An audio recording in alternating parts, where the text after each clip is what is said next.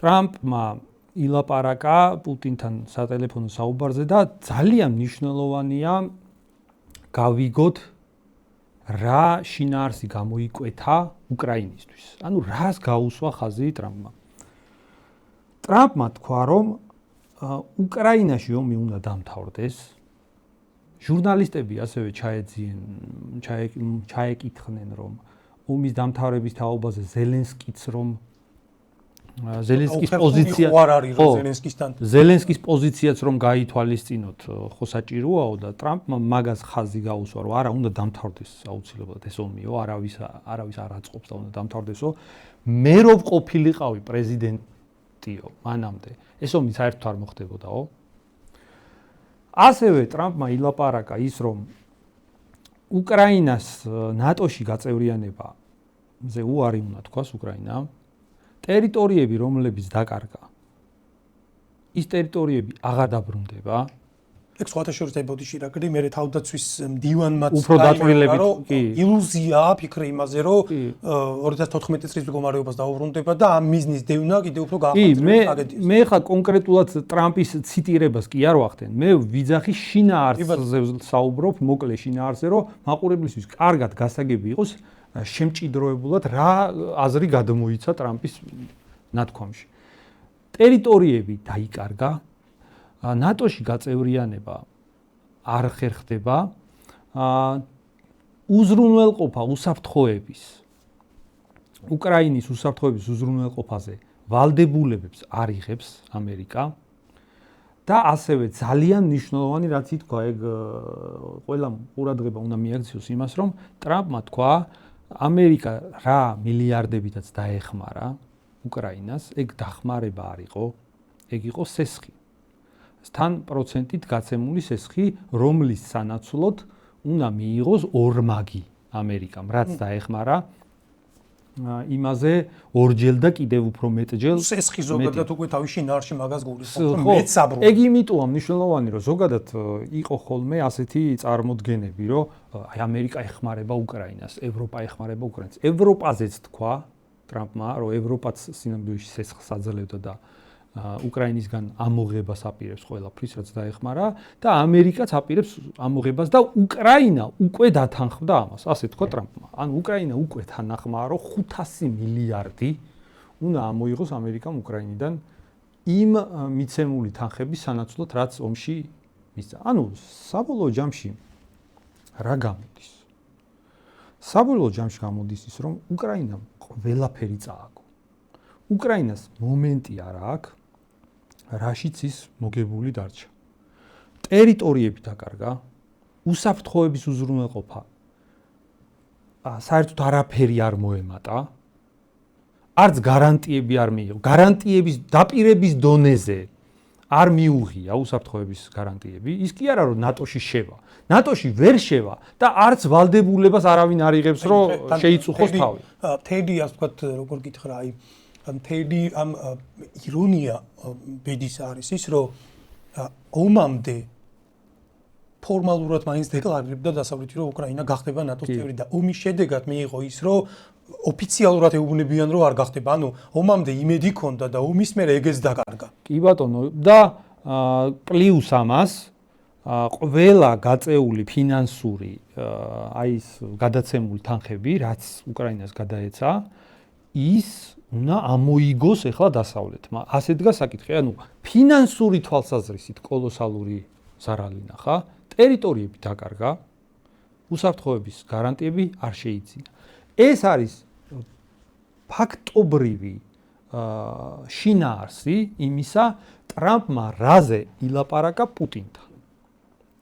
ტრამპის საუბარი თან პუტინთან იყო იმ შინაარსის, რომ მათ საერთო ენა უნდა გამონახონ და უნდა მოილაპარაკონ, ურთიერთობები უნდა გააუმჯობესონ. საერთოდ რუსეთს დიდი ალბათობით სანქციებიც უნდა მოუხსნან ამ ყველაფრის ფონზე. ანუ რა გამოდის?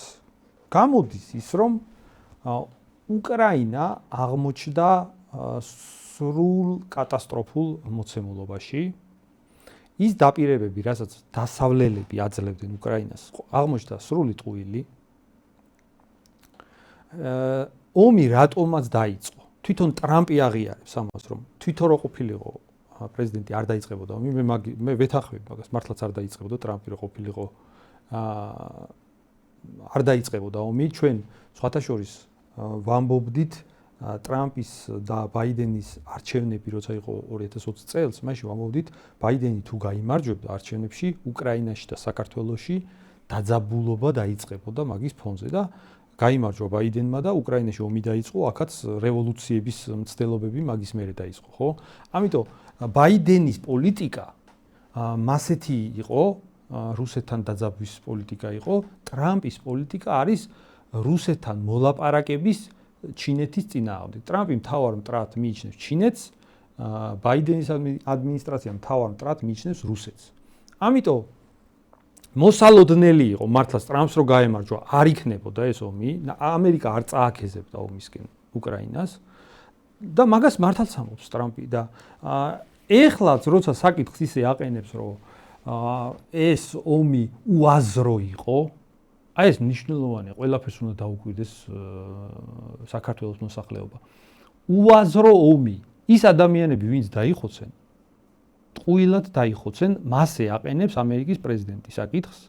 არაფერი არ მოიგო უკრაინამ, მხოლოდ წააგო და შეიძლებოდა ამ ომის თავიდან აცილება. ამას ამბობს ამერიკის პრეზიდენტი.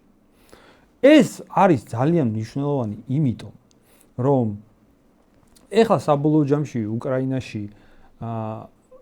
უკრაინაში როგორ განვითარდება მოვლენები აქედან გამომდინარე, საერთოდ მოლაპარაკებებზეც არ დაესწრება უკრაინა. ტრამპმა თქვა, რომ იქნება მოლაპარაკებები პუტინთან და პუტინმა დაპატიჟა რუსეთში ტრამპმაც დაპატიჟა ვაშინგტონში, მაგრამ პირველი შეხვედრა სავარაუდოდ იქნება არაბეთში და ანუ წარიმართება ასეთი შეხვედრების სერია, სადაც მოლაპარაკების მცდელობები იქნება ამერიკასა და რუსეთს შორის.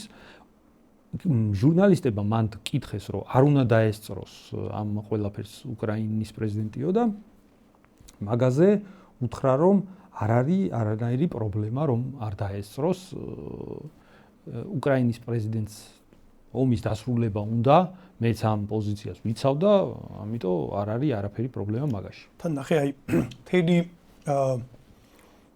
უსამართლობა რასაც ქვია, რომ თითქმის 50 მილიონიანი ქვეყანა გაწყდა და მართლა მაგრა იომეს, მოდი ესე ვთქვათ, აი ალბათ ვერავინ ვერ შეძლებდა რუსეთის სამხედრო მანქანასთან ესე ეფექტურად ბრძოლას და ომის დასრულებაზე მოლაპარაკებებს მართავს საერთოდ სხვა ქვეყანა, რომელიც ამ კონტინენტზე არ მდებარეობს. საერთოდ აი აქ არ არის. აქ უკრაინას აშორებს 1000-ობით კილომეტრი და აი ჩვენ ყოველთვის მაგას ვამბობთ, რომ არავინ არ ეკითხება უკრაინას არაფერს. აი როგორც ამის დასასრულს არ ეკითხებიან, ამის დასაწყისიც არ უკითხავთ.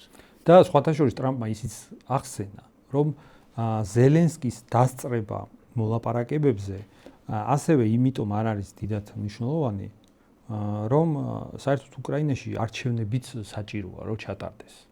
ანუ ამითი სად მიმყავს საუბარი. ზელენსკის უშვება. ზელენსკის ეს პროცესი, ეს მარცხი დაბრალდება უკრაინაში.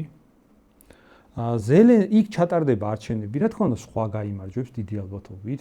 ამას ამოწურულია კონსტიტუციური ვადა, ამოწურულია ომის გამოგადება. არჩევნები. ხო, ანუ კონსტიტუციურად ისედაც არჩევნები აქამდე უნდა ჩატარებულიყო და ეხლა ამერიკაც მიაწვება იმას, რომ ჩაატაროს არჩევნები, დიდი ალბათობით ეს მარცხი დაბრალდება.